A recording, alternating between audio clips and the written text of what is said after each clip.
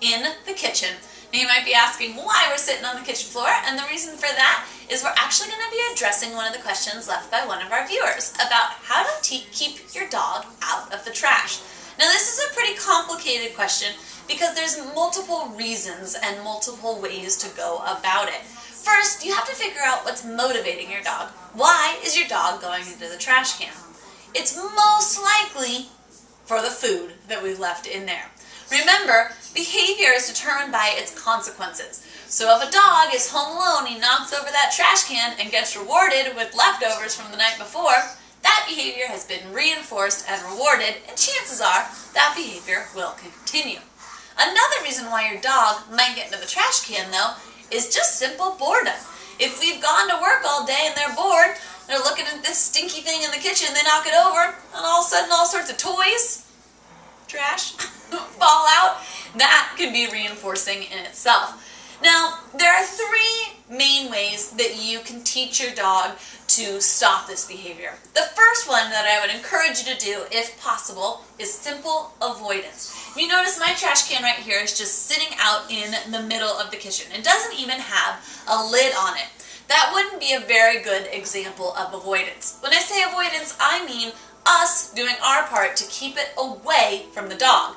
Now, you might be wondering why I'm encouraging you just to avoid the situation, but you have to remember that behavior is something that happens over and over through time. It's something that the dog learns. And so if we can avoid them getting into the trash, we can avoid them rehearsing the behavior. We can stop it from becoming an everyday occurrence.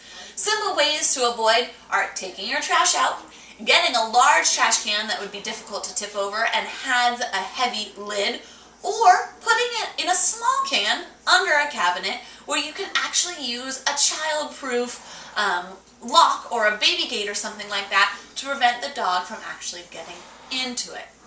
Now, say you don't have a kitchen set up where you can do that and you end up with a trash can out in the middle like mine is. The next best thing is to do boundary training. You'll notice that Capone only stood in here with me for such a long period of time. No matter how much petting I was doing, he didn't really want to be in here. Well, the reason for that is I've spent plenty of years teaching him boundary training, teaching him that the kitchen is mine and that he's not allowed in here unless called. You can tell, even though I called him in here and he was sitting with me because I asked him to, he didn't really want to be here. And as soon as I said, all right, he simply walked away. He likes to avoid this situation as well. Doesn't want to be tempted by the trash can. Now, there is a video clip on the channel right now. It's called Boundary Training with Brady, and it shows boundary training with a threshold at a kitchen, teaching them to stay out of the doorway. You can take those principles and apply them to a trash can as well if you don't have a simple doorway into your kitchen, kind of like my kitchen here. If you need more pointers on that, please just leave me a note. I'll address that if you guys need it.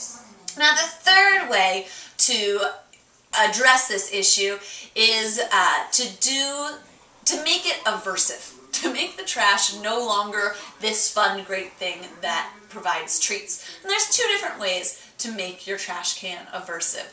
The first one is to do taste aversion. Applying something to the outside of the trash can or even just to the top layer of trash. Something like fresh cracked pepper, cayenne pepper, Tabasco sauce, or even some of the products on the market such as Fooey or the bitter apple spray. Something like that to make a deterrent. The dog is going to use his nose first. He doesn't see the trash can and know that there's stinky food left over in there. He smells it. So if that dog wanders over to the trash can, sniffs it, and gets a whiff of fresh cracked pepper or the bitter apple spray, chances are that he's going to leave it alone. Now, of course, if this is a behavior that's been ingrained in your dog over months or even years, you're going to have to work a little bit harder on this to work for it.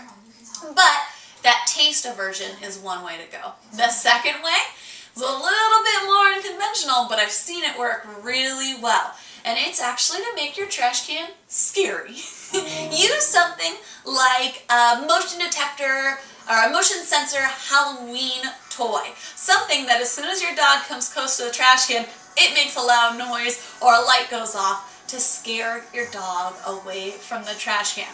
Now I know it's January right now, but that means that any Halloween decorations that you can find will probably be on sale and worth a shot. It's definitely better to have a big scary Halloween decoration in a trash can than to come home to cleaning up trash every day. Well, I hope that this helps address some of your guys' questions about avoiding trash can or dumpster diving, as I like to call it. And until next time, have fun training your dogs.